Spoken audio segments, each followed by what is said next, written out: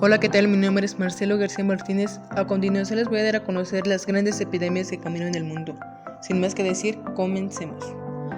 Tuberculosis. Si bien existen demógrafos que atribuyen una cantidad similar de muertes a la materia, enfermedad causada por la infección de un protozoario llamado Plasmodium, que se transmite a través de la picadura de un mosquito. La tuberculosis continúa en la actualidad, afectando a una tercera parte de la población mundial, según estimaciones de la Organización Mundial para la Salud, es decir, aproximadamente 2.3 billones de seres humanos que en este momento están infectados de tuberculosis.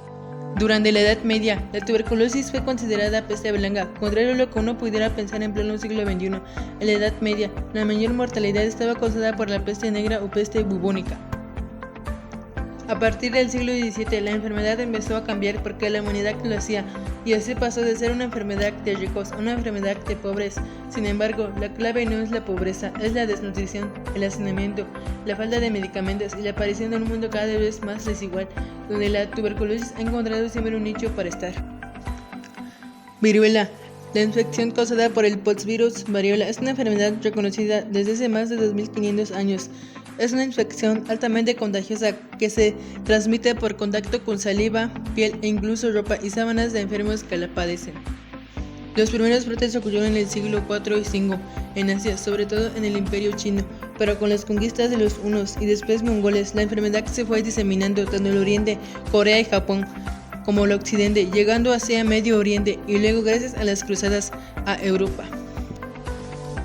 En los siglos XIV y XV, la aventura de los navegantes llevó a la conquista de África por parte de Portugal y después de España, Francia y Gran Bretaña en América. Sin saberlo, la colonización no solo conquistaba lugares inhóspitos con seres humanos diferentes, también llevaba entre sus armas esta infección, que encontró así a poblaciones que, al no tener exposición previa a este virus, eran totalmente vulnerables. Es bien conocido que en la conquista azteca, los españoles arrojaban cuerpos infectados con viruela para propagar la enfermedad, sabiendo que al ya haber sido expuestos en el pasado, ellos resultaban inmunes. Se puede argumentar que fue una de las primeras armas biológicas usadas por el hombre. La viruela ocasiona la muerte de 3 de cada 10 individuos que la padecen, pero muchos de los sobrevivientes quedan marcados de por vida. Fue así como una infección viral ayudó al conquistador y marcó al conquistado. Pero no toda la historia de la viruela es mala. Gracias a los esfuerzos de Edward Jenner, Francisco Javier Batis y muchos héroes desconocidos, se inició el primer programa de vacunación en el mundo. El 8 de mayo de 1980, la OMS declaró la erradicación de esta enfermedad uno de los mayores triunfos de la ciencia.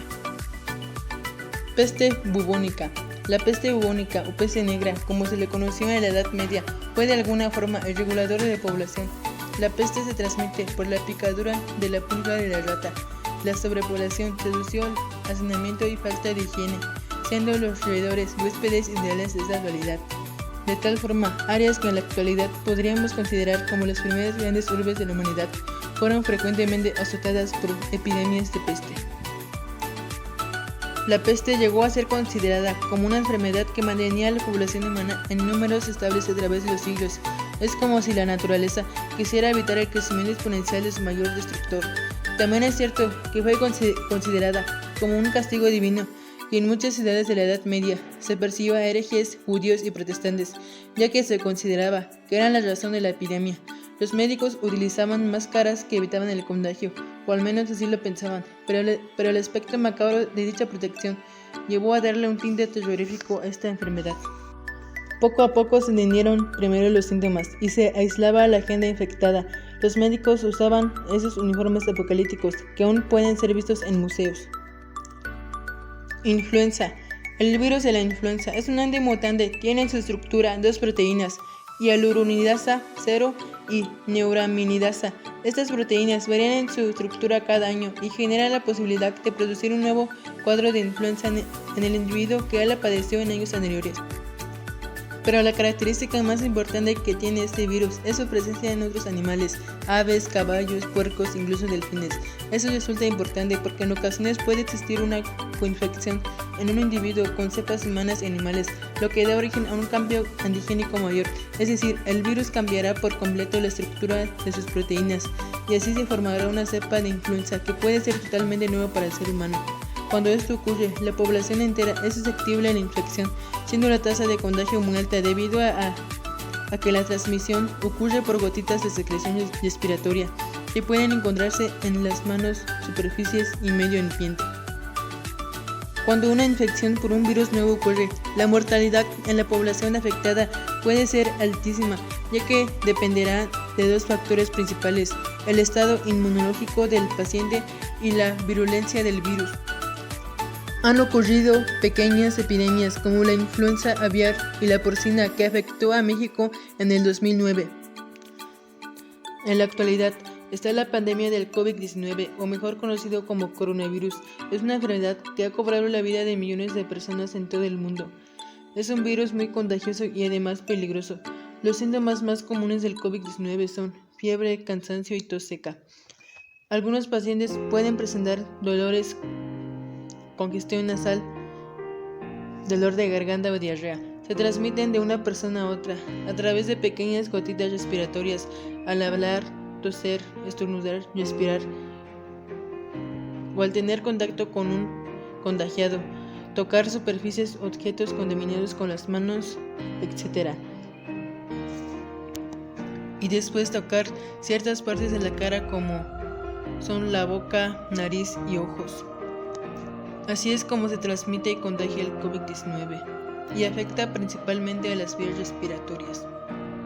El impacto que ha ocasionado el COVID-19, analizar y razonar quiénes son los afectados y qué consecuencias futuras puede traer. Los contagios han incrementado debido a la ignorancia de las personas al no acatar las medidas sanitarias necesarias. Hay que hacer conciencia sobre lo que está atravesando el mundo. Esta crisis que ha dejado la pandemia nos ha afectado a todos, los problemas que ha ocasionado, etc. Es obligatorio acatar las medidas sanitarias correctas y necesarias. No hay que pensar solo en nosotros, en nuestro beneficio y bienestar, sino en los demás, nuestros familiares, amigos, conocidos, sin importar quién sea, porque el coronavirus no se fija si eres niño, rico, pobre o anciano. El coronavirus no tiene piedad y contagia a cualquiera que se cruce por su camino. Hay que ser solidarios y tener empatía con los que han perdido un ser querido. Hay que evitar más contagios y muertes. Debemos de actuar rápido, concientizar a los demás, pero sobre todo, cuidarnos, porque cuidándonos nos cuidamos todos.